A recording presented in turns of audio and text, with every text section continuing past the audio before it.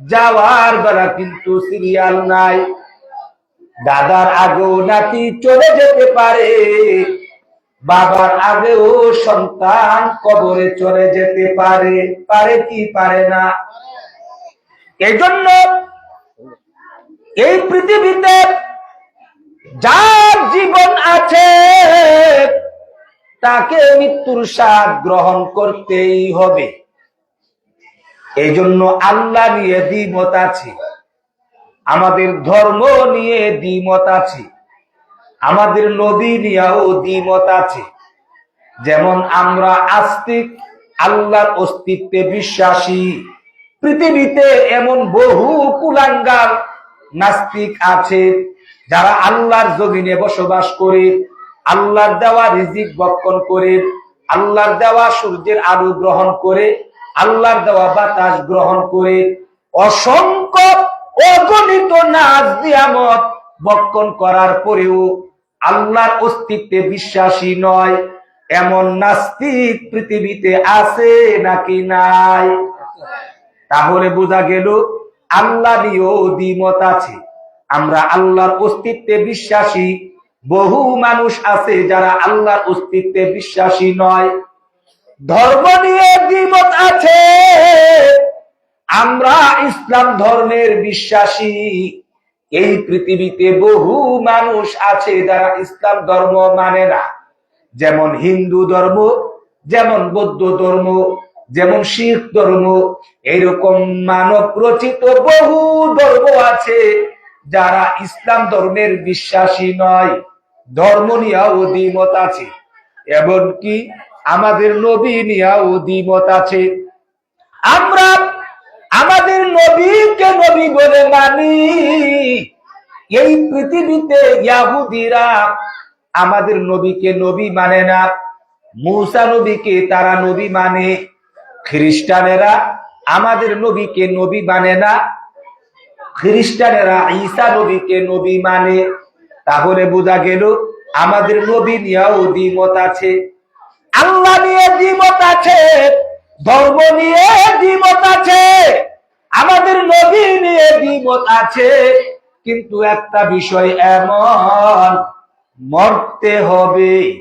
এই পয়েন্টে পৃথিবীর কারো কোনো দ্বিমত নাই। যুক্তি ধরুক আর না ধরুক, বুঝে আসুক আর না আসুক, নারী হোক বা পুরুষ হোক, মনে চাক আর না চাক, অবশ্যই আমাকে মৃত্যুর স্বাদ গ্রহণ করতে হবে। কথা ঠিক না বেঠিক? বাস্তবতার কথা। আমার যুক্তি ধরুক আর না ধরুক, আমাকে মৃত্যুর স্বাদ গ্রহণ করতে হবে। এই জন্য আমার ভাইয়েরা, নিঃশ্বাসের কোনো বিশ্বাস নাই। ডান দিকে সালাম ফিরাইলে বাম দিকে সালাম ফিরাইবার কোনো গ্যারান্টি নাই, নাকি আছে? তাহলে আমার ভাইয়েরা, যেই কোনো মুহূর্তে আমাদের মরণ হতে পারে। তাহলে আমি বুঝাইতে চাইলাম, যার জীবন আছে তাকে মৃত্যুর স্বাদ গ্রহণ করতে হবে। আমাদের আত্মা আছে, আমাদের জীবন আছে, আমরা নড়াচড়া করি, আত্মাশীল বস্তু, আমরা জড় পদার্থ না। অতএব আমাদেরকে মরতেই হবে। তাহলে বোঝা গেল মানুষ মাত্রই মরণশীল। কথা ঠিক না বেঠিক? বলেন, মানুষ মাত্রই। এই কথাটা মাথায় রাখবেন। 2 নম্বর কথা হলো, মানুষ মাত্রই গুনাহগার। আমার ভাইরা, মানবীয় দুর্বলতায় ভুল করাটাই স্বাভাবিক। ভুলে যাওয়া, ভুল করা, এটা মানুষেরই বৈশিষ্ট্য। এই জন্য মানুষ মাত্রই গুনাহগার। হয়তো কারো গুনাহ বেশি, নতুবা কারো গুনাহ কম, কিন্তু মানুষ হিসাবে তার মনের অজান্তে হইল কিছু না কিছু ভুল হওয়াটাই স্বাভাবিক। এই জন্য ইসলামের বিধান হলো, মানুষ মাত্রই ভুল করে, মানুষ মাত্রই গুনাহগার। কথা ঠিক না বেঠিক? এই কথা আমার না, আল্লাহর নবী হাদিস শরীফের মধ্যে বলেছেন, কুল্লু বানি আদামা খাত্তাউন। নবীজি বলেছেন প্রত্যেক আদমের সন্তান গুনাহগার। খেয়াল করে শুনুন, নবীজি বলেছেন কুল্লু বানি আদামা খাত্তাউন, প্রত্যেক আদমের সন্তান গুনাহগার। এবার বুঝে থাকলে বলুন, আমরা যারা আছি আমরা কি আদমের সন্তান নাকি জানোয়ারের সন্তান? তাহলে আমরা আদমের সন্তান, মানব জাতি। নবীজি বলেছেন আদমের সন্তান সবাই গুনাহগার। হয়তো কারো গুনাহ বেশি, নতুবা কারো গুনাহ কম, ইচ্ছাই হোক বা অনিচ্ছাই হোক, মানবীয় দুর্বলতায় ভুল করে সে ভুল করতেও পারে। এই জন্য ভুল হওয়াটাই স্বাভাবিক। এজন্য আমার মায়েরা, তবে এখানে একটু কথা বুঝতে হবে, মানবতার ভিতরে নবীগণের একটা স্তর, সাহাবীগণের একটা স্তর, পরবর্তী তামাম পৃথিবীর মানুষের আরেকটি স্তর। তিনটা হুকুম। খেয়াল করে শুনুন, নবীজির ভাষ্য মতে, হাদিস মতে বোঝা যায় প্রত্যেক আদমের সন্তান গুনাহগার।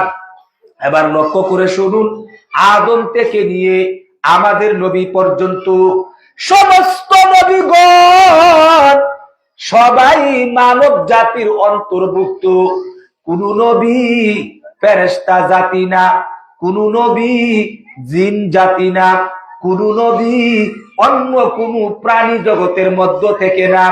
সৃষ্টির শ্রেষ্ঠ জাতি, আশরাফুল মখলুকাত, মানবতার ভিতর থেকেই, আদমের সন্তানদের মধ্য থেকেই সমস্ত নবীগণ পৃথিবীর মধ্যে আগমন করেছে।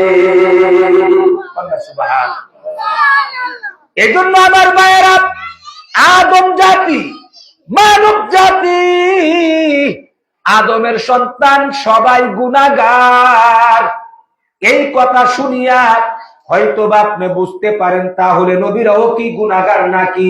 না না না, নবীদের ব্যাপারে আকীদা হলো, খেয়াল করে শুনুন, অত্যন্ত জরুরি কথা। আল আম্বিয়া ও আহলে সুন্নাত ওয়াল জামাতের আকীদা, আল আম্বিয়া সমস্ত নবীগণ আদম থেকে নিয়ে আমাদের নবী পর্যন্ত মুনাজ্জাহুনা, পূত পবিত্র, আনিল কাবাইরি ওয়াস সাগাইরি, সর্ব প্রকারের কবিরা গুনাহ থেকে, সর্ব প্রকারের সগীরা গুনাহ থেকে, কাবলান নবুওয়াতি ওয়া বাদান নবুওয়াত, জন্মের পর থেকে নিয়ে নবুয়ত পাওয়ার আগ পর্যন্ত, এমন কি নবুয়ত পাওয়ার পর থেকে নিয়ে প্রত্যেক নবী আপন আপন কবরে শোয়ার আগ পর্যন্ত জন্মগত ভাবে, মেজাজগত ভাবে, গঠনগত ভাবে, সৃষ্টিগত ভাবে, অস্তিত্বগত ভাবে সমস্ত নবীগণ সর্বপ্রকারের সগীরা কবিরা গুনাহ থেকে, নবুয়তের আগেও নবুয়তের পরেও সর্বপ্রকারের গুনাহ থেকে তারা পূত পবিত্র। তাহলে কি বুঝলেন? আদম থেকে নিয়ে যত নবী দুনিয়ার মধ্যে আগমন করেছেন, সমস্ত নবীগণের ব্যাপারে আমাদের বিশ্বাস, আকীদা লালন করতে হবে। কোন নবী গুনাহ করতেই পারে না।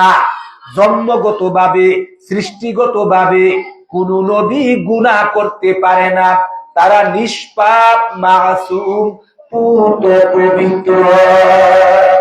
সুবহানাল্লাহ। আমার ভাইরা, সাহাবীদের ব্যাপারে আকীদা হলো, এবার শুনেন সাহাবী কাকে বলে। সাহাবী বলা হয় যেই নারী পুরুষ আল্লাহর নবীর জমানাতে সরাসরি আল্লাহর নবীর যুগ তারা পেয়েছেন, ঈমানের হালতে নবীকে দেখেছেন, ঈমান নিয়েই তারা কবরে গিয়েছেন, এমনকি এই দুনিয়ার জগতে দেখেছেন, এমনকি জাগ্রত অবস্থায় সশরীরে দেখেছেন। আমার ভাইরা, সাহাবী হইতে গেলে জাগ্রত অবস্থায় নবীর মুলাকাত হওয়া লাগবে। ঘুমন্ত অবস্থায় দেখলে সাহাবিয়াতের মর্যাদা পাবে না। এই জগতে দেখা লাগবে, অন্য কোন জগতে নবীকে দেখলে সাহাবিয়াতের মর্যাদা পাবে না। ইমানের হালতে নবীকে দেখা লাগবে, কাফের হালতে দেখলে সাহাবিয়াতের মর্যাদা পাবে না। ইমান নিয়েই কবরে যেতে হবে, বেঈমান হইয়া গেলে আবার সাহাবিয়াতের মর্যাদা পাবে না। আমার ভাইরা, 1 মিনিটের জন্য হইল নবীর সুহবত যদি পাই, তাহলে তাকে সাহাবী বলে। এই সাহাবীদের ব্যাপারে আকীদা হলো, আহলে সুন্নাত ওয়াল জামাতের আকীদা হলো, সমস্ত সাহাবা কেরাম মাগফুরুল লাহুম, তারা হলেন ক্ষমা প্রাপ্ত। কোন সাহাবী গুনাহ নিয়ে কবরে যায় নাই, কবরে যাওয়ার আগে আগে গুনাহমুক্ত হইয়া তারা কবরে গিয়েছেন। দুনিয়াতে থাকতেই আল্লাহ তাদের প্রতি চির সন্তুষ্টির ঘোষণা দিয়েছেন। এমনকি প্রত্যেক সাহাবী তারা সবাই জান্নাতি। এজন্য আমার ভাইয়েরা, সাহাবায়ে কেরামের ব্যাপারে আকীদা, সাহাবীরা মানবীয় দুর্বলতাই তারা ভুল করতে পারে, ভুল হওয়াটা স্বাভাবিক। টোটাপাটা 2-1টা ভুল হয়তোবা অনেকে করেছেন, কিন্তু কোন সাহাবী ওই ভুল নিয়ে কবরে যায় নাই। যাওয়ার আগে আগেই দুনিয়াতে থাকতেই তাদেরকে আল্লাহ ক্ষমা করে দিয়েছেন, তাদের প্রতি চির সন্তুষ্টির ঘোষণা দিয়েছেন, তারা সবাই জান্নাতি। কোরআনের জায়গায় জায়গায় আল্লাহ পাক ওয়াদা দিয়েছে। আমার ভাইরা, নবীদের ব্যাপারে আকীদা হলো কোন নবী গুনাহ করতেই পারে না। আর সাহাবীদের ব্যাপারে আকীদা হলো তারা গুনাহ করতে পারে বটে, কিন্তু কোন সাহাবী গুনাহ নিয়ে কবরে যায় নাই। যাওয়ার আগে আগে আল্লাহ তাদেরকে মাফ করে দিয়ে জান্নাতের ঘোষণা দিয়েছে। আর সাহাবীদের পর থেকে নিয়ে কিয়ামত পর্যন্ত যত মানুষ পৃথিবীর মধ্যে আছে, আমার ভাইয়েরা, হোক তিনি আব্দুল কাদের জিলানী, হোক তিনি রাবিয়া বসরি, হোক না কেন তিনি জুনায়েদ বুগদাদি, হোক তিনি ব্রাহ্মণবাড়িয়ার বড় হুজুর, হোক তিনি ফখরে বাঙ্গাল রহমাতুল্লাহি আলাইহি, হোক তিনি চরমুনার আল্লাহর কুতুব, যত বড় বুজুর্গ ব্যক্তি হোক না কেন, যত বড় আলিমই হোক না কেন, কারো বাপের বেটার ক্ষমতা নাই এই কথা বলা যে আমার কোনো গুনাহ নাই, অথবা গুনাহ হয়েছে আমি মরণের আগে আগে আমি জান্নাতি গ্যারান্টি পাইবো বা পাইছি, অথবা মরণের আগে আগে আমার গুনাহগুলো আল্লাহ মাফ করে দিয়েছেন বা দিবে, এমন কোন গ্যারান্টি আছে? বলেন আছে? তাহলে বোঝা গেল নবীরা গুনাহ করতেই পারে না, সাহাবায়ে কেরাম গুনাহ করতে পারে বটে, কেউ গুনাহ নিয়ে কবরে যায় নাই।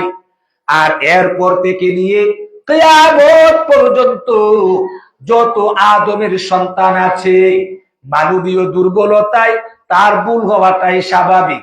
এবার আমাদের দিকে লক্ষ্য করেন, আমরা যে স্তরের মধ্যে আছি, আমরা নবীও না, আমরা সাহাবীও না, আমরা হইলাম তৃতীয় স্তরের মধ্যে, আমরা মানব জাতি। অতএব নবীজি বলেছেন, কুল্লু বানি আদম খাত্তাউন, প্রত্যেক আদমের সন্তান গুনাহগার। তাহলে আমি আপনি এবার সিদ্ধান্ত পৌঁছে গেলাম, আমি আপনি আমরা সবাই গুনাহগার। কথা ঠিক না বেঠিক? আমার কথা বুঝিননি আপনারা? তাহলে কি বুঝলেন? মানুষ মাত্রই মরণশীল। 2 নম্বর হলো আমরা মানুষ মাত্রই গুনাহগার। গুনাহ আছে না নাই? এবার শুনেন, আল্লাহ কুরআনের জায়গায় জায়গায় বলেছেন, মান আমিলা সালিহা ফালিনাফসি, যেই ব্যক্তি নেক আমল করবে, নেক আমলের পুরস্কার সে নিজেই ভোগ করবে, তার নিজের জন্যই সে করলো। ওয়ামান আসাআ ফাআলাইহা, আর যেই ব্যক্তি কোনো মন্দ করলো মন্দের শাস্তি তা নিজেকেই ভোগ করতে হবে। ওয়া রাব্বুকা বিযাল্লামিল লিল আবিদ। আল্লাহ বলেন, তোমার রব আমি আল্লাহ বিন্দু পরিমাণ কোন বান্দার ব্যাপারে অবিচার করব না। কন্যা সুবহানাল্লাহ। এই আয়াত দ্বারা বোঝা যায়, আমি যদি নেকি করি আমি জান্নাতে যাব, গুনাহ করলে তার শাস্তি আমাকেই ভোগ করতে হবে। তাহলে বোঝা গেল মানুষ মাত্রই মরণশীল, মানুষ মরতে হবে। তাহলে বোঝা গেল মানুষ মাত্রই গুনাহগার। আমার আপনার গুনাহ আছে, আছে নাকি নাই? আমার ভাইরা, মরতে হবে সুনিশ্চিত, এতে কারো কোনো দ্বিমত নাই। তবে কোন সময়ে মারা যাব এটা কারো জানা নাই, একমাত্র জানেন কে? আমার ভাইরা, কোন জায়গাতে মারা যাব এটাও কেউ জানে না, একমাত্র জানেন কে? কি পদ্ধতিতে মরণ হবে এমনও তো হতে পারে। আলোচনা করে আমি ঢাকাতে চলে যাব নিশিতা দিয়ে, তাহলে এমনও তো হতে পারে গাড়ির চাপা পড়ে অ্যাক্সিডেন্ট হয়েও তো এই পদ্ধতিতে আমার মরণ হতে পারে। পারে কি পারে না? আমার ভাইয়েরা, কি পদ্ধতিতে মরণ হবে পৃথিবীর কেউ জানে না, একমাত্র জানেন কে? আমি বুঝাইতে চাইলাম মরতে হবে সুনিশ্চিত, মানুষ মাত্রই মরণশীল, আবার মানুষ মাত্রই গুনাহগার।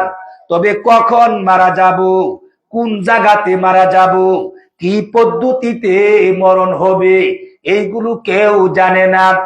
এক্ষুনি মরণ হতে পারে, এই কথা চলমান অবস্থায় মরণ হতে পারে। পারে কি পারে না? এই জন্য আল্লাহ বলেন, বান্দারে নিঃশ্বাসের কোনো বিশ্বাস নাই, যেই কোনো মুহূর্তে মরণ হতে পারে। অতএব তুমি যেহেতু গুনাহগার, অতএব তুমি যেহেতু মরণশীল, আর তওবা করার আগে আগে যদি তোমার মরণ হয়ে যায় তাহলে অবশ্যই তোমাকে জাহান্নামের মধ্যে যেতে হবে। কথা ঠিক না বেঠিক? এইদিকে লক্ষ্য করেই আমার আল্লাহ কুরআনের মধ্যে বলেন, ওয়াসারিউ ইলা মাগফিরাতিম মির রাব্বিকুম, দৌড়াও, প্রতিযোগিতা করো, কার আগে কে গিয়ে তোমাদের রবের কাছ থেকে মাগফিরাত আনবে। ওরে বান্দা, তুমি তো গুনাহগার, তুমি তো মরণশীল, তবে কখন মারা যাবে তুমি তো জানো না, কোন জায়গাতে মারা যাবে তুমি তো জানো না, কি পদ্ধতিতে মরণ হবে তোমার তো জানা নাই। এজন্য আশায় আশায় বসে থাকলে হবে না, তুমি দৌড়াও, প্রতিযোগিতা করো, কার আগে কে গিয়ে তোমার রবের কাছ থেকে মাগফিরাত আনবে। সুবহানাল্লাহ। আমার ভাইরা, দ্বিতীয় হুকুম আল্লাহ দিয়েছেন, ওয়া জান্নাতিন, তোমরা দৌড়াও, প্রতিযোগিতা করো এমন জান্নাতে প্রবেশ করার জন্য, যেই জান্নাতের প্রশস্ত হবে আরদুহাস সামাওয়াতু ওয়াল আরদ। আমার দিকে খেয়াল করে শুনুন, আল্লাহ বলেন যেই জান্নাতের প্রশস্ত হবে 7 আসমান 7 জমিনের দূরত্বের সমপরিমাণ। সুবহানাল্লাহ। আমার ভাইরা, এই যে আসমান দেখা যায়, জান্নাত কত বড় হবে, আল্লাহু আকবার। আল্লাহ আমাদেরকে হুকুম দিয়েছেন, সারিউ, দৌড়াও, প্রতিযোগিতা করো এমন জান্নাতে প্রবেশ করার জন্য, যে জান্নাতের প্রশস্ত হবে আরদুহাস সামাওয়াতু ওয়াল আরদ, 7 আসমান 7 জমিন পাশাপাশি কাছাকাছি একসাথে করলে যেই পরিমাণ দূরত্ব হবে, এক একটা জান্নাতের প্রশস্ত তত পরিমাণ দেওয়া হবে। আমার ভাইরা, এবার একটু ব্যাখ্যা শুনুন। আল্লাহ তো কোরআনে ডাইরেক্ট ইবারাতুন নাস শব্দ আসমান 7 জমিন। এবার শুনেন, আমাদের ব্রাহ্মণবাড়িয়ার সদরের বিরামপুরের জমিন থেকে নিয়ে ওই যে প্রথম আকাশটা দেখা যায়, এর মাঝামাঝি মহাশূন্য যে আছে, ফাঁকা জায়গা আছে, এই জায়গাটার দূরত্ব কতটুকু? আল্লাহু আকবার। আল্লাহর নবী হাদিস শরীফের মধ্যে বলেছেন, জমিন থেকে নিয়ে প্রথম আকাশের দূরত্ব হলো 500 বছরের দূরত্ব পরিমাণ। বলেন কত বছরের দূরত্ব? বলেন কত বছর? 500 বছরের দূরত্ব পরিমাণ। আমার ভাইয়েরা, বিশুদ্ধ হাদিসের পাতায় পাতায় কয়েক জায়গার মধ্যে নবীজির থেকে হাদিস বর্ণিত, আসমান জমিনের দূরত্ব 500 বছরের দূরত্ব পরিমাণ। এইভাবে নবীজি বলেছেন। এবার এই দূরত্বটা কতটুকু ফুকায়ে কেরাম উদ্ঘাটন করেছেন। মাযহাবের ইমামগণ মুসাফিরের সীমানা উল্লেখ করেছেন। কোন ব্যক্তি যদি তার আবাদি এলাকা বসবাসের গ্রাম থেকে 3 দিন 3 রাতের দূরত্ব পরিমাণ চলে যায়, ওই লোকটাকে শরীয়তের পরিভাষায় মুসাফির বলে। খেয়াল করে শুনুন, মুসাফির কাকে বলে? অনেকে কিন্তু ঢাকাতে যান, চট্টগ্রামে যান, সিলেটে যান। মুসাফির কাকে বলে? মুসাফির বলা হয় যদি কোনো একজন ব্যক্তি, নারী পুরুষ, তার বসবাসের এলাকা থেকে, তার যে গ্রাম আছে, শহর হলে তার যে পৌরসভা আছে, ঢাকা হলে বা যদি মহানগরী যদি হয় তাহলে সিটি এলাকা, সিটির সীমানা, আর স্বাভাবিক এলাকা হলে পৌরসভার সীমানা, গ্রাম হলে তার উদাহরণ হলো তার মৌজা, তার গ্রামের মৌজা। কোন ব্যক্তি যদি তার বসবাসের গ্রাম থেকে 3 দিন 3 রাতের দূরত্ব পরিমাণ দূরে যায়, আর 15 দিনের কম থাকার নিয়তে যায়, আর যদি আপনার মনে করেন এই নিয়তে নিজের এলাকার সীমানা অতিক্রম করে বেরিয়ে যায়, শরীয়তের পরিভাষায় এই লোকটা যাওয়াতে আসাতে যেখানে গিয়েছেন ওইখানে গিয়েও এই লোকটা হলো মুসাফির। 4 রাকাতওয়ালা ফরজ নামাজগুলিকে 2 রাকাত পড়তে হবে। আমাদের হানাফি মাযহাব মতে আজিমত পড়তেই হবে, না পড়লে কবিরা গুনাহ। অন্যান্য মাযহাবে রুখসত, পড়া না পড়া সমান। কন্যা সুবহানাল্লাহ। বুঝার বিষয় হলো, ফুকায়ে কেরাম বলেছেন 3 দিন 3 রাতের দূরত্ব পরিমাণ। এবার তারা বলেছেন 1 দিন 1 রাতে অতি দৌড়ায়ও না, আবার একেবারে কম কমও না। স্বাভাবিকভাবে যদি হাঁটে তাহলে একদিনে 16 মাইল হাঁটতে পারে। বলেন কত মাইল? মাযহাবের ইমামগণ বড় কষ্ট করে হিসাব করে করে যুগ সাধনা করে তারা উদ্ঘাটন করেছেন, একদিনে স্বাভাবিকভাবে হাঁটলে 16 মাইল হাঁটা যায়। এইরকম ভাবে 3 দিন 3 রাত হাঁটলে 3 16 48 মাইল। এই জন্য 48 মাইল দূরে গেলে তাকে মুসাফির বলে। এখন আর মাইলের হিসাব নাই। আজকের যুগে, আধুনিক যুগে রাস্তার মধ্যে দেখবেন কিলো লেখা, এখান থেকে সিলেট 100 এত কিলো, কিলো লেখা। আজকের যুগে 48 মাইলকে আধুনিক যুগে 77 কিলোমিটার থেকে একটু বেশি হয়ে যায়। তাহলে হিসাব বেরিয়ে গেল, আপনি যদি এই বিরামপুরের মুজা থেকে যদি 77 কিলোমিটার দূরে যাওয়ার নিয়তে যান, আর যেখানে যাবেন সেখানে যদি 15 দিনের কম থাকার উদ্দেশ্য করে যান, আর যদি এই নিয়তে বিরামপুরের মৌজা সীমানা বেরিয়ে যদি আপনি রাধিগার সীমানাতে চলে যান, এবার রাধিগা থেকে নিয়ে ঢাকা, চট্টগ্রাম, সিলেট এবং সেখানে গিয়ে আবার বিরামপুরের মৌজাতে ঢোকার আগ পর্যন্ত আল্লাহর বিধান, কোরআনের আইন, আপনি হলেন একজন মুসাফির। কন্যা সুবহানাল্লাহ। আমি বুঝাইতে চাইলাম, মুসাফিরের সংজ্ঞা দিলাম। এবার একদিন যদি 16 মাইল হাঁটা যায়, 16 কে 30 দিয়া গুণ দিলে গুণফল দাঁড়াবে 480 মাইল। বলেন কত মাইল? এবার 1 মাসে 480 মাইল আপনি যেতে পারবেন। এবার শুনেন, এবার 12 মাসে 1 বছর, মাসে যদি 480 মাইল হাঁটে, 12 মাসে 1 বছরে 5760 মাইল হাঁটতে পারবেন। এবার 1 বছরে যদি আপনি 5760 মাইল হাঁটতে পারেন, তাহলে এই সংখ্যাকে 500 দিয়া যদি গুণ দেন, গুণফল দাঁড়াবে 28,80,000 মাইল। অতএব বোঝা গেল আমাদের বিরামপুরের জমিন থেকে নিয়ে ওই যে প্রথম আকাশটা দেখা যায়, এমনি আমরা দেখেন না রুই লেগে গেছে এবং রাজিকা গিয়া ধইরা নেবেন আসমানদারে। আল্লাহ বলে না না না, এর দূরত্বটা কতটুকু? ফুকায়ে কেরাম নবী বলেছেন 500 বছরের দূরত্ব। মাযহাবের ইমামগণ হিসাব করে করে বের করে দিয়েছেন 28,80,000 মাইল। আমার ভাইয়েরা, এবার আজকের যুগের আমেরিকার বিজ্ঞানীগণ, নাসার বিজ্ঞানীগণ উদ্ঘাটন করেছে এই যে 28,80,000 মাইল। ফুকায়ে কেরাম বলেছেন এটা কেমনে? এবার তারা হিসাব করেছেন, তারা হিসাব করে বের করলেন।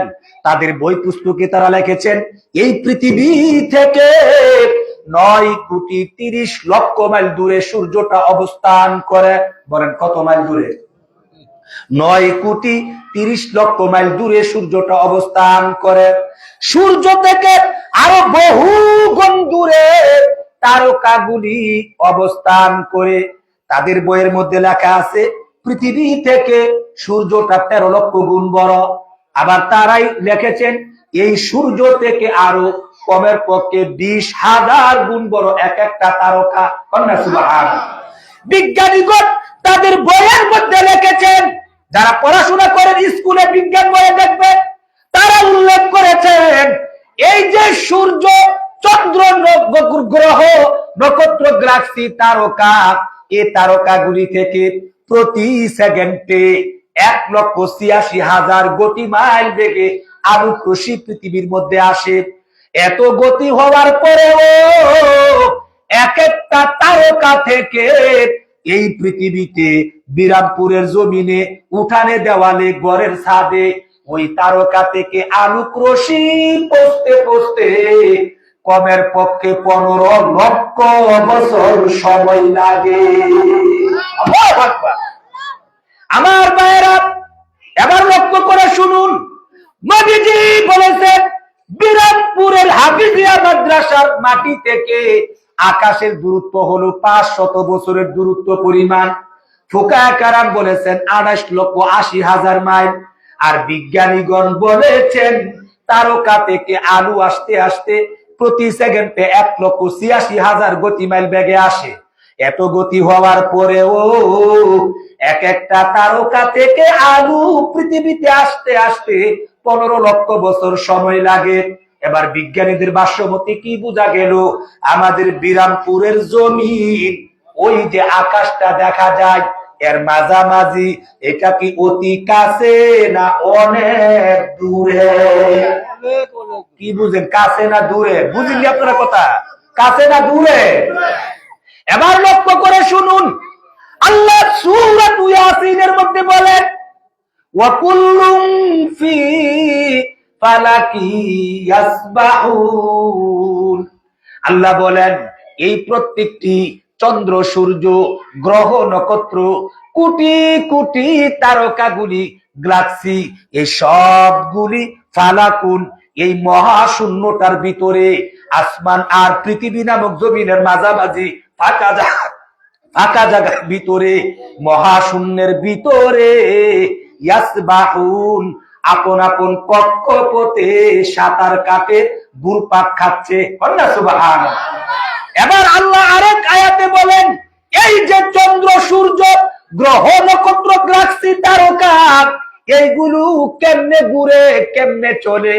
আল্লাহ আরেক আয়াতে বলেন যালিকা তাকদীরুল আজিজিল আলীম। আল্লাহ বলেন এই তার চন্দ্র, সূর্য, গ্রহ, নক্ষত্র, গ্যালাক্সি, তারকাগুলি আপন আপন কক্ষপথে ঘুরে, এই যে যুগ যুগ ধরে ঘুরতেছে তো ঘুরতেছে, যার যার কক্ষপথে ঘুরতেছে। কেমনে ঘুরে? আল্লাহ বলেন মহাজ্ঞানী মহাপরাক্রমশালী আমি আল্লাহ পাকের নিয়ন্ত্রণে চলে। আমার ভাইরা, এবার আল্লাহ আরেক আয়াতের মধ্যে বলেছেন ওয়াবানাইনা ফাওকাকুম সাবআন শিদাদা। আল্লাহ বলেন আমি বানাইনা ফাওকাকুম, তোমাদের মাথার উপরে স্তরে স্তরে সাবআন শিদাদা, সত্য দুর্বুদ্ধ 7টা আসমান আমি সৃষ্টি করেছি। এবার বুঝে থাকলে বলুন আসমান কয়টা? 7টা। কয়টা?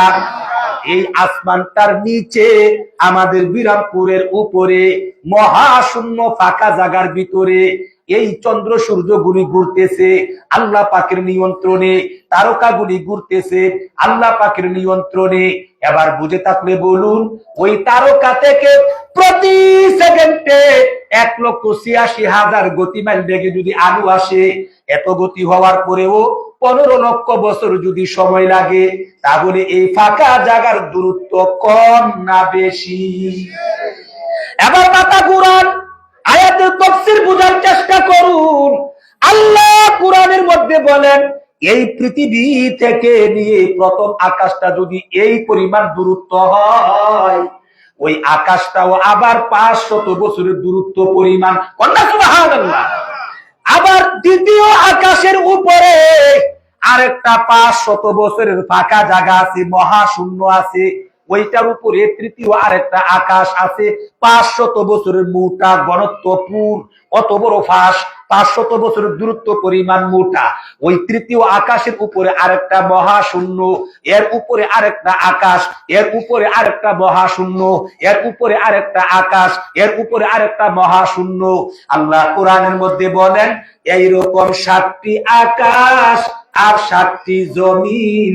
এই আয়াতের মধ্যে আল্লাহ বলেছেন এই মহাশূন্যকে একটা আকাশ ধার্য করেছেন, আর ওই দুর্বুদ্ধ যে 500 বছরের মোটা দ্বিতীয় যে আকাশের স্তরটা, এটাকে জমিন বলে উল্লেখ করেছেন। আল্লাহ বলেন এইরকম 7টি আকাশ 7টি জমিন আল্লাহ বলেছেন পাশাপাশি করলে যেই পরিমাণ দূরত্ব হবে, আমি আল্লাহ যে তোমাদেরকে জান্নাত দেব, এক একটা জান্নাতের প্রশস্ত তত পরিমাণ দেওয়া হবে। আমার ভাইরা, চিন্তা করার বিষয় হলো এই পৃথিবী থেকে প্রথম আকাশের দূরত্ব যদি হয় এত, তাহলে দ্বিতীয় আকাশটারে করলে কত হবে? এরকম 7টা আকাশ 7টা জমিন একসাথে করলে যেই পরিমাণ দূরত্ব হবে, জান্নাতের প্রশস্ত হবে তত পরিমাণ। এবার আমার সাথে বলেন আমাদের সমাজে প্রশস্ত ছোট, প্রশস্ত বড় হয় নাকি দৈর্ঘ্য বড় হয়? দৈর্ঘ্য বড় হয়। দৈর্ঘ্য তো দৈর্ঘ্য, দৈর্ঘ্য মানে লম্বা, বড় দৈর্ঘ্য, প্রশস্ত মানে বেটে খাটো ছোট। এবার বুঝে থাকলে বলুন প্রশস্ত বড় হয় নাকি লম্বা দৈর্ঘ্য বড় হয়?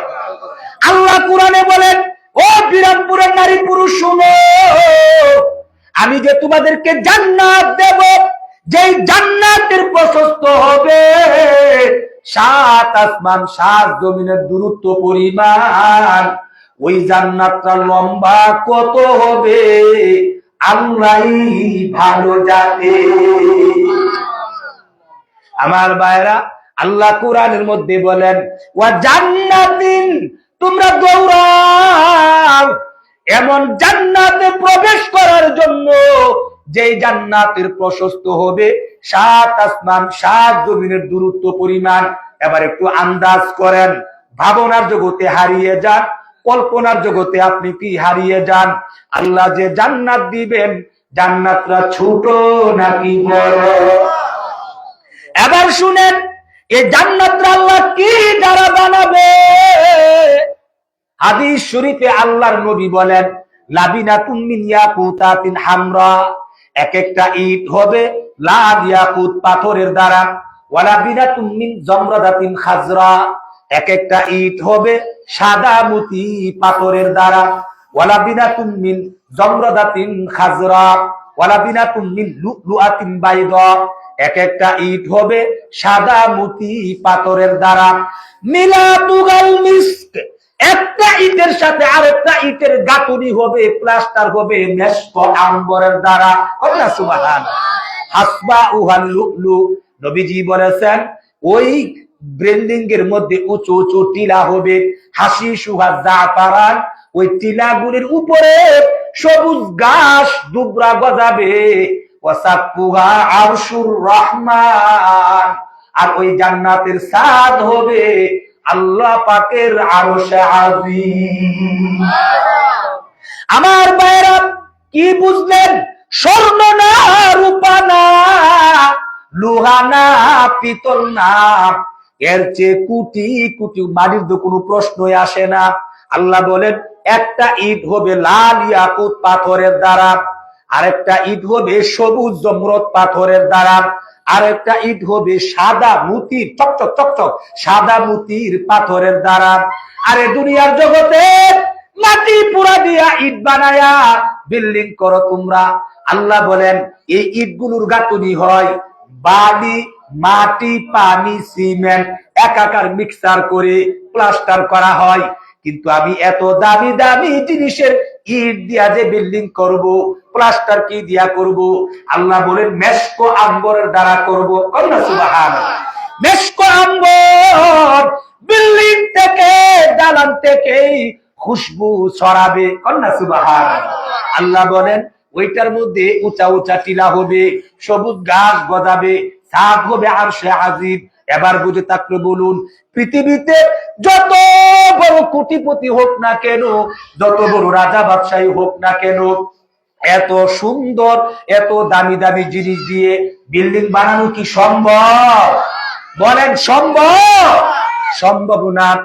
এবার শুনেন বিল্ডিংটা কত তালা হবে, জান্নাতের বাড়িটা কত বড় একটু আন্দাজ দিলাম, কি দ্বারা বানাবে তাও বুঝাইলাম। এবার শুনুন এই যে বাড়িটা আল্লাহ দিবেন কত তালা হবে। আল্লাহু আকবার। হাদিস শরীফে আল্লাহ নবী বলেন ইউকালু লিসাহিবিল কুরআন, আল্লাহ হাসরের ময়দানে কুরআন ওয়ালাদেরকে বলবেন, ও কুরআন ওয়ালা ইকরা, পড়ো পড়ো, ওয়ারতাকি, চড়ো চড়ো, উপরে উঠো, ওয়ারাতিল, তুমি থেমে থেমে পড়ো, কামা তুরাতিলু ফিদ দুনিয়া, যেমনি ভাবে তুমি পৃথিবীতে থেমে থেমে হদর ভাবে পড়তে। ফা ইন্না মানজিলাকা ইনদা আখিরি আয়াতিন তাকরাউহা, নবীজি বলেছেন যে আয়াত নম্বরের সংখ্যায়, যে আয়াতের মধ্যে দিয়ে তোমার তেলাওয়াত শেষ হয়ে যাবে, ওই আয়াত নম্বরের সংখ্যার তালাই তোমার বাড়ি হয়ে যাবে।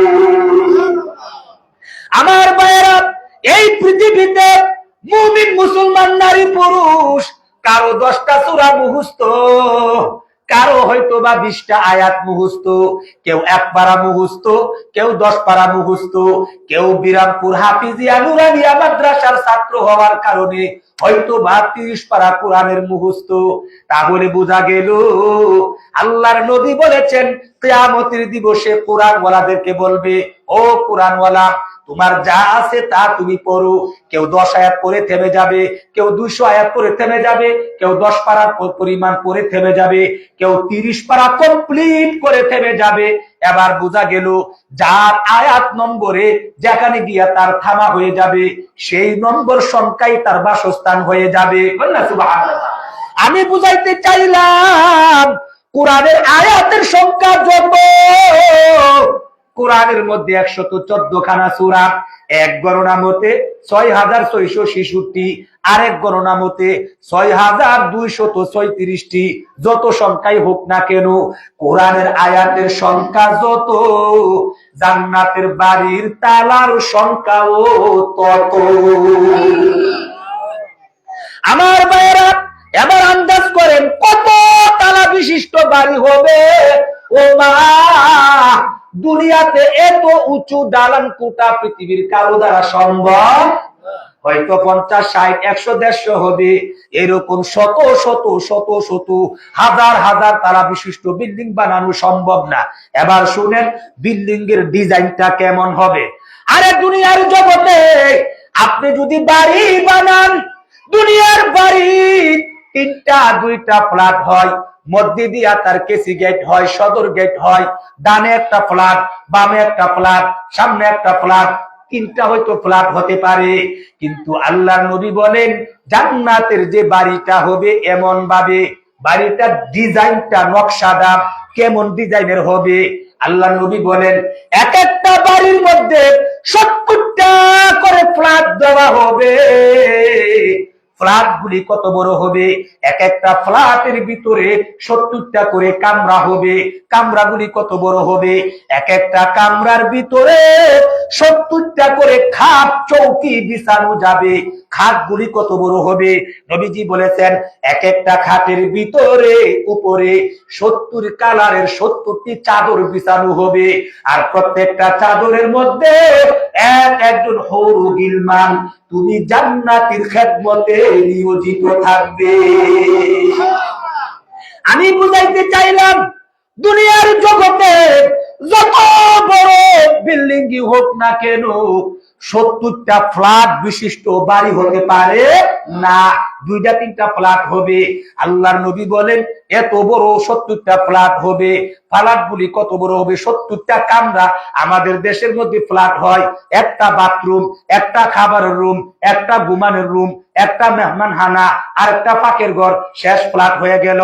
কিন্তু ওই যে জান্নাতে বাড়ি দিবে এক একটা ফ্ল্যাটের মধ্যে 70টা করে কামরা হবে। সুবহানাল্লাহ। আমার ভাইরা, আমি বুঝাইতে চাইলাম কামরাগুলি কত বড় বড় হবে, 10 ফুট বা 12 ফুটের হবে না রে ভাই। আল্লাহর নবী বলেন কামরাগুলি কত বড় হবে, এক একটা কামরার মধ্যে 70টা করে চৌকি আপনার মর্জি মতে বিছাবেন, সুবিধা মতে বিছাবেন, চৌকি খাট ঢুকানো যাবে। খাটগুলিও আবার কত বড় হবে, এক একটা খাটের মধ্যে 70টা করে বিছানার চাদর বিছানো হবে। এবার মাথা ঘুরান, চিন্তা করেন যেই খাটের ভিতরে 70টা বিছানার চাদর বিছানো যাবে, ওই খাটটা ছোট হবে নাকি বড় হবে? এইরকম বড় বড় 70টা খাট চৌকি যেই রুমের মধ্যে কামরার মধ্যে ঢুকানো যাবে, ওই কামরাটা ছোট হবে নাকি বড় হবে? এইরকম বড় বড় রুম কামরা 70টা কামরা যেই ফ্ল্যাটটার মধ্যে হবে, ওই ফ্ল্যাটটা ছোট হবে নাকি বড় হবে? আর কন্যাকে ছোট হবে না, মুখলার নাকে ছোট হবে না বড় হবে? বড় হবে। এইরকম বড় বড় কামরা 70টা যেই বাড়ির মধ্যে থাকবে, ফ্ল্যাট থাকবে, ওই বাড়িটাও ছোট হবে নাকি বড় হবে? আমার মায়েরা, আমি বুঝাইতে চাইলাম জান্নাত কত বড় হবে, জান্নাত কত তালা বিশিষ্ট হবে, জান্নাতটা কি দ্বারা বানানো হবে, এই জান্নাতের ডিজাইন কেমন হবে, ওই জান্নাতে যাওয়া দরকার আছে নাকি নাই? এই জন্যই আমার আল্লাহ আমার তেলাওয়াতকৃত আয়াতের মধ্যে বলেন ওয়াসারিউ, তোমরা দৌড়াও, প্রতিযোগিতা করো এমন জান্নাতে প্রবেশ করার জন্য যে জান্নাতের প্রশস্ত হবে 7 আসমান 7 জমিনের দূরত্ব পরিমাণ। একটু আগান জিকির করেন, লা ইলাহা লা ইলাহা ইল্লাল্লাহ, লা ইল্লাল্লাহ, লা ইলাহা ইল্লাল্লাহ, লা ইলাহা লা ইলাহা ইল্লাল্লাহ, লা ইলাহা ইল্লাল্লাহ, লা ইলাহা ইল্লাল্লাহ, লা ইলাহা ইল্লাল্লাহ, লা ইলাহা ইল্লাল্লাহ, লা ইলাহা ইল্লাল্লাহ, লা ইলাহা ইল্লাল্লাহ, লা ইলাহা ইল্লাল্লাহু মুহাম্মাদুর রাসূলুল্লাহ সাল্লাল্লাহু আলাইহি ওয়াসাল্লাম। আমার ভাইরা, তাহলে এমন জান্নাতে যাওয়া দরকার আছে না নাই? তাহলে জান্নাতে যাবে কারা? আল্লাহ কোরআনের মধ্যে বলেন, উইদ্দাত লিল মুত্তাকিন। আল্লাহ বলেন, যারা মুত্তাকি হবে তারাই জান্নাতের মধ্যে যাবে। এবার মুত্তাকির অনেকগুলি বৈশিষ্ট্য।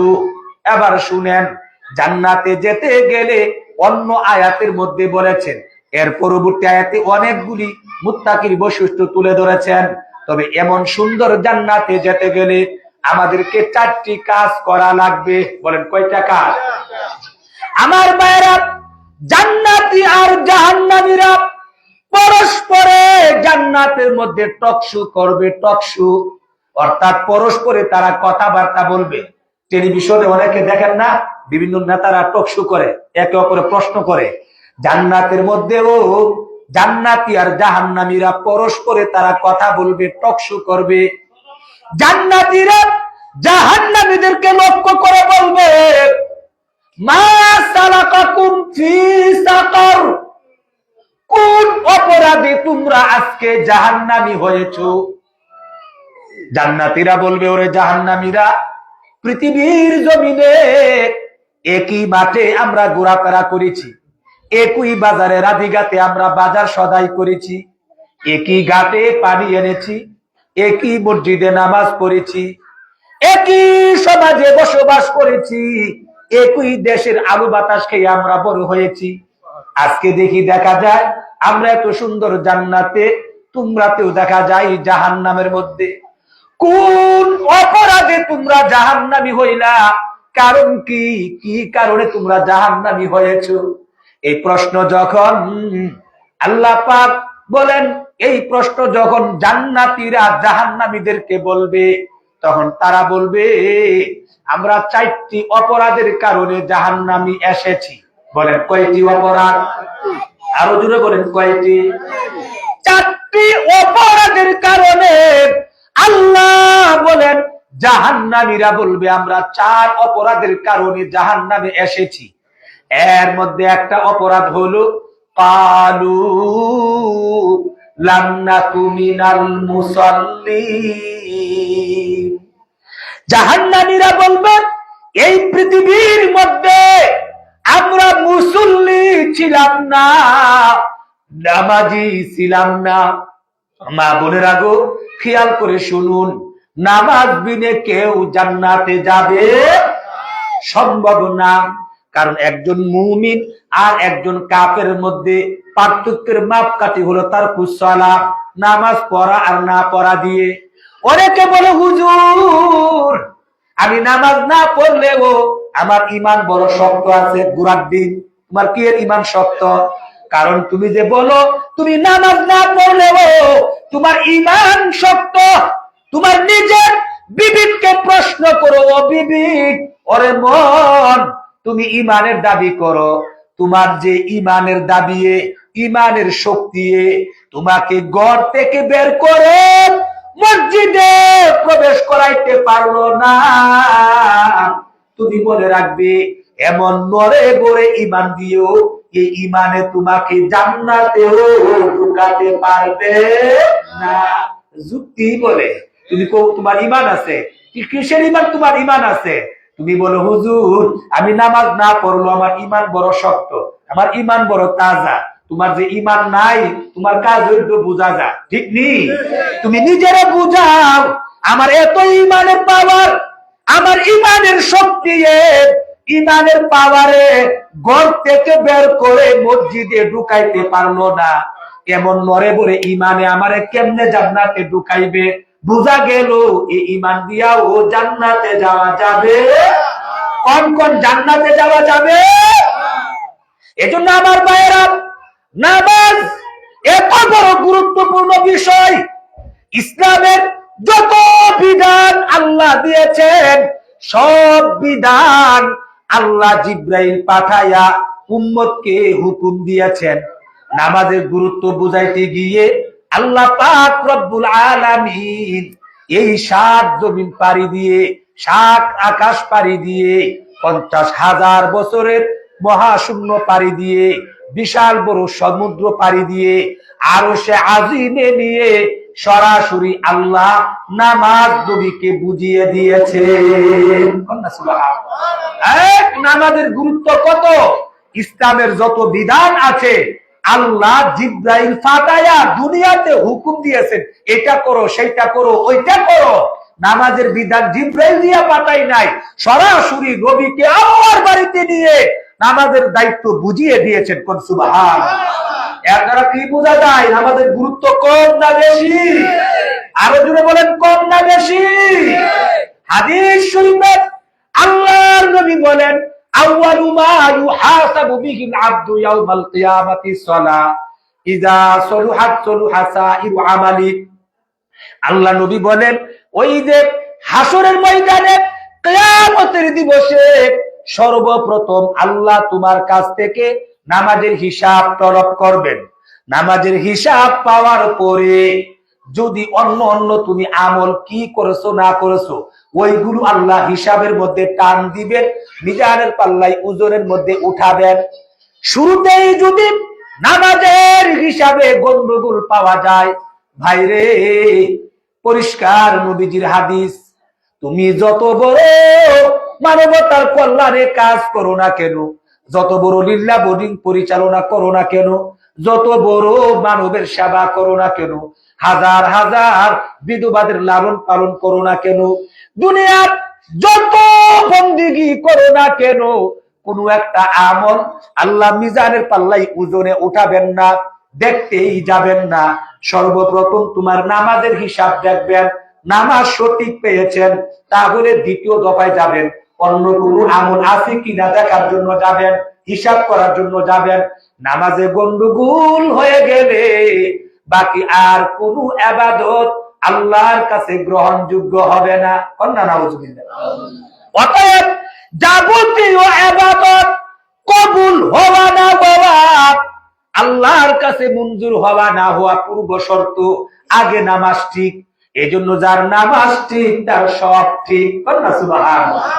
এই জন্য আমার ভাইরা, জাহান্নামীরা বলবে, ও বিরামপুরের আমার চাচা ভাইয়েরা, মামারা, তারা বলবে, আমরা একই মাঠে বসবাস করতাম, একই ঘাটে পানি খাইতাম, একই বাজারে বাজার সদাই করতাম, কিন্তু তোমরা ছিলে নামাজি, আমরা ছিলাম না নামাজি। এই জন্য আমরা নামাজ না পড়ার অপরাধে আজকে আমরা জাহান্নামী হয়েছি। তাহলে বোঝা গেল জান্নাতে না যাওয়ার একটা কারণ হলো নামাজ না পড়া। বলেন।